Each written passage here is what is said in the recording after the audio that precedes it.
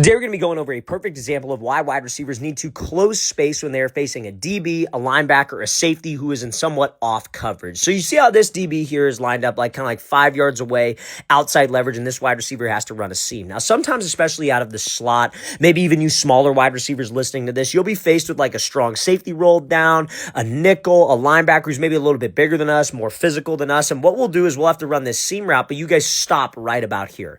You stop when you have about 2 yards of space, and you'll throw some type of crossover move like this receiver does. You might get this DB to jump, but if there's this gap of space, guys, and you still have to run your seam, or even if it's a post, maybe it's a corner, if you leave this gap of space between the two of you, this DB could easily cut off our angle. So what we got to do is we have to close the space. You have to bring the line of scrimmage to that DB. So when you bring the line of scrimmage to that DB, now it's all just a matter of your move. This receiver does a crossover where he steps with his inside foot first. Anytime you're doing a crossover move, you always want to think of it, I'm stepping in the direction I'm going first, but I'm stepping down. This receiver does a great job of stepping down and then pushing off of that cut to step outside the DB's frame. His hips, his shoulders all go with the step, and that's what gets him to jump. But because we close the space, it's easy for him to be able to restack. And when you could restack, that will help us get separation. Not only on a seam, but if you had to run a post, that DB can't cut off your angle, and when you stack him, that's how we get open.